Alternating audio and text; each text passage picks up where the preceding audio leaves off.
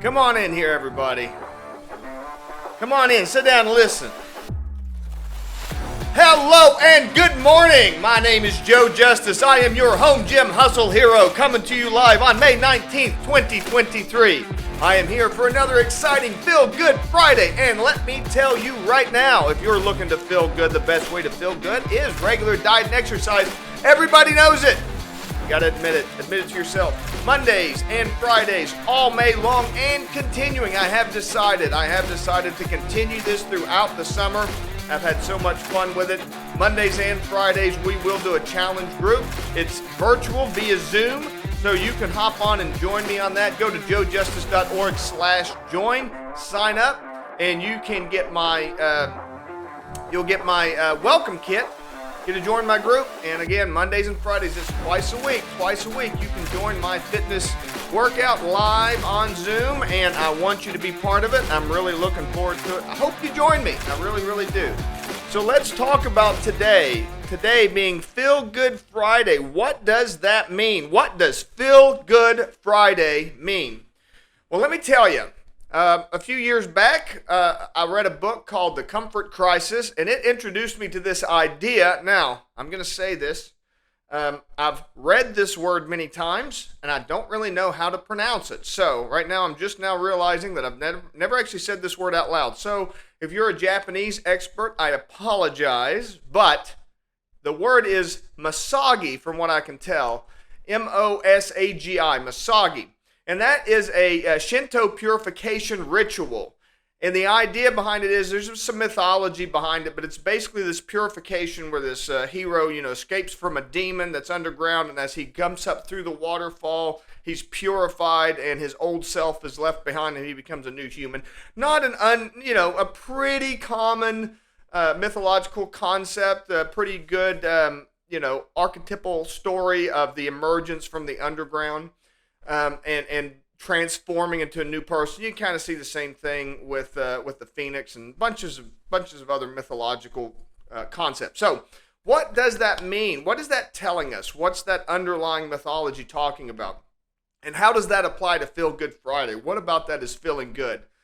Misogis, if you look at them and you look into them, it's kind of taken on this new meaning of challenging yourself and bringing yourself into a challenge that is extremely difficult, and most importantly, a challenge that you might fail at. So an example of that is running a marathon.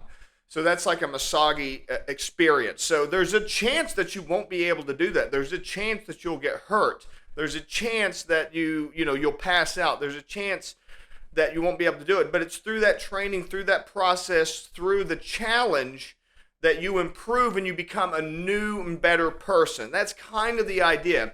If you're wondering about the whole misogi thing, you can, if you've ever seen like in paintings or in like kung fu movies or anything like that, the guy that's like sitting under the waterfall in meditation, that's where that idea kind of comes from. And it's this kind of global mythological idea that like putting yourself through intense challenges changes you.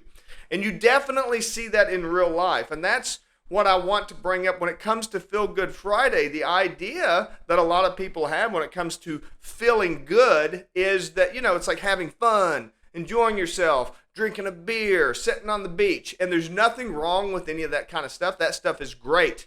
But too much of that can actually make you feel worse because you're not able to contend with the challenges in life. Going through that transformative experience that makes you stronger and more powerful, that is a challenge. It doesn't feel good when you're going through it, but once you're on the other side, you become much more powerful. And there's some examples of this probably in your own life, little things. Like, for example, the smallest thing I can think of. Have you ever seen a movie that was like really sad, that you didn't really enjoy it? You didn't enjoy it, but you're glad that you saw it, because you learn some things from it. A great movie, perfect example of that is Old Yeller. A lot of people feel traumatized by a movie like that, but that type of movie is really good for children to watch because it transforms them. It helps them understand the world. It helps them, control their emotions and such. I remember when I was a kid, we went, a church group went for a week-long winter camping trip in the Cranberry Wilderness. So this was a backpacking experience. This was in the dead of winter, February or January. It snowed. And at the time, it was incredibly difficult. It was not fun. I don't think I was probably an early teenager, maybe 14, 15, somewhere around in there, maybe even 13. And at the time, it was just miserable, but it was transformative. It made me stronger. It made me, feel more capable. I didn't enjoy it. I didn't feel good doing it, but after doing it, after experiencing it, it made me a better person. Now, let me explain to you a little bit about the neurology that causes that, because now that I've kind of introduced this idea to you, you're probably thinking to yourself, oh, you know what? I can think of some experiences like that. I can think of some of those things that were challenging and difficult at the time, but, now I'm glad I went through them. I can think of some things that were tough that I didn't enjoy, but I'm glad I went through them. Let me tell you how that works psychologically. The emotion of anxiety is actually a response to entropy. Entropy is basically randomness. So things have a lot of entropy if they're not well patterned, basically is the way to look at it. So if it doesn't have a good pattern to it, an easily to recognize pattern, then it's entropic. So basically, anxiety, when you feel anxiety, it means that there is an increase in entropy, so you don't know what the proper path forward is. You don't know what's going to affect you and what negatively and what's not. So that feeling of anxiety is a natural response from your nervous system to do something that reduces the paths forward. So what you're wanting to achieve. Okay? So what happens when you put yourself through these challenges, when you voluntarily take on these challenges, you understand that the paths become less entropic. So, for example, I understood after this winter camping trip, I understood in my body at a very deep level, I understood that I could survive in the woods, right? I understood that I could live in the woods, in the cold. The cold wasn't going to kill me. So your natural kind of physical reaction to the cold is that it's going to kill you. And if you never go through that challenging experience, then that creates anxiety, because every time you're in the cold, you're going to have anxiety. Oh no, I might die. But you go through this extended period and your body understands, oh, the cold isn't going to kill me. I am capable of handling this cold. And that reduces the entropy because you know you're not going to die. And by reducing the entropy, it reduces the anxiety.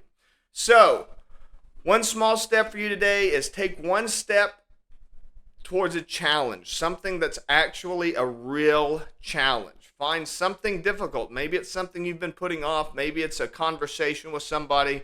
Maybe it's a phone call. Maybe it's starting a project that you know you need to start. Take one step towards doing that, make it happen, and work on it. Thank you so much for watching today. If you need a little push in your physical fitness, if you need a little help moving forward, join my challenge group. I will help you out. I will help you with moving forward. I love doing that. I love working with people, and our workouts are so much fun together. joejustice.org/join. And let me know what you think. What are some challenges that you run into? I would love to hear back from you. Until Monday, bye-bye for now.